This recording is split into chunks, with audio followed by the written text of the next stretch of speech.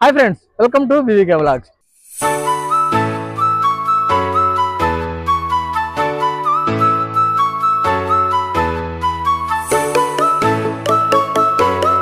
ఇదే fairy station చూసేయండి, చాలా బాగుంది కదా.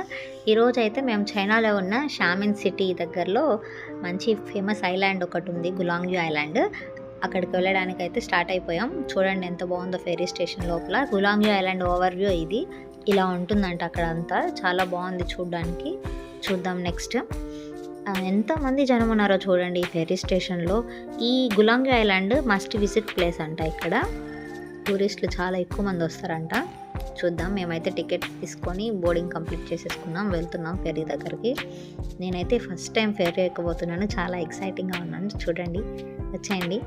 మొత్తానికి ఫెరీ లోపలికి అయితే వచ్చేసాం. ఇక్కడంతా సీటింగ్ ఉంది. మేమైతే సీటింగ్ కూర్చొని బోరింగ్గా ఫీల్ అవ్వకుండా పైకి వెళ్దామని డిసైడ్ అయిపోయాం. రండి మీరు కూడా. ఎన్ని ఫ్లోర్స్ ఉందో చూద్దాం. మేమైతే వచ్చేసాం. చూడండి, పైకి వచ్చాం. కొంచెం బాగుంది వ్యూ. ఇంకా ఉన్నాయి చూడండి ఆ పక్క ఫెర్రీస్. అంటే రావడానికి పోవడానికి ఫెర్రీలోనే అనమాట, ఇంక వేరే ఆప్షనే లేదు, వేరే వెహికల్స్. ఇంకా పైకి వచ్చేసాం. చూడండి ఎంతమంది జనం ఉన్నారో. చాలా బాగుంది ఫెర్రీ. మేమైతే సెకండ్ ఫ్లోర్కి వచ్చేసాము. చూడండి ఫెర్రీలో ఆ వ్యూ చూడండి ఒకసారి. ఆ షామింగ్ వ్యూ చాలా బాగా కనిపిస్తుంది. చాలా బాగుంది బ్యూటిఫుల్గా. ఈ ఫెర్రీ రైడ్ చాలా బాగుంది. మీరు కూడా ఎక్స్పీరియన్స్ చేయండి. ఆల్రెడీ చేసింటే కమెంట్ చేసేయండి. చూడండి, ఈ ఫెర్రీలో ఎంటర్టైన్ కూడా చేస్తున్నారు. ఆమె పాడుతుంటే ఆ చిన్నపిల్లడు డ్యాన్స్ కూడా చేస్తున్నాడు. చాలా బాగుంది చూడడానికి. మొత్తానికి గులాంగ్యూ ఐలాండ్ రీచ్ అయిపోయాం. అరౌండ్ 20 minutes పట్టింది ఫెర్రీ స్టేషన్ నుంచి గులాంగ్యూ ఐలాండ్ రావడానికి. చాలా బాగుంది ఫెర్రీ రైడ్ మాత్రం.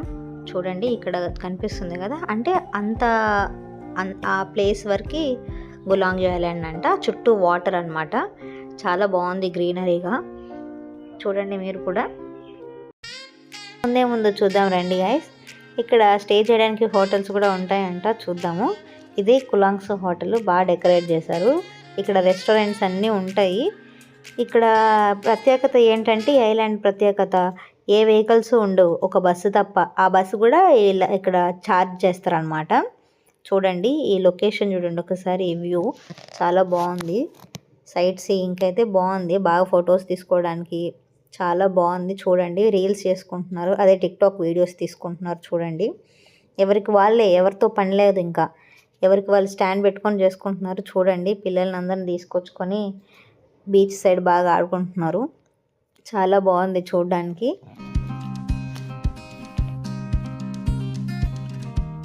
ఇక్కడ చూసినట్టయితే అన్ని ఆర్నమెంట్స్ ఉన్నాయి. చాలా బాగుంది. ఇవన్నీ గవ్వలతోటి, అంటే సముద్రంలో దొరికే అన్నిటితోటి చేశారనమాట. చూడండి చాలా బాగుంది. ఫ్రిడ్జ్ మ్యాగ్నెట్స్, ఇంకా అన్ని ఆర్నమెంట్స్, బ్రేస్లెట్స్ అని, చైన్స్ చూడండి అక్కడ గవ్వలతోనే చేసున్నారు. బాగున్నాయి. ఈ వ్యూ చూడండి ఒకసారి. చాలా బాగుంది. ఫోటోషూట్కి అయితే బెస్ట్ ప్లేస్ అని చెప్పుకోవచ్చు. చూడండి బాగుంది.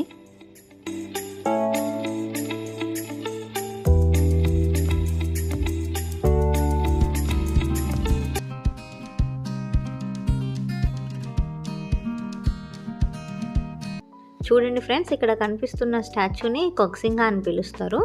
ఈయన పేరు జెంగ్ చెంగాంగ్. ఈయన చైనాలో నేషనల్ హీరో.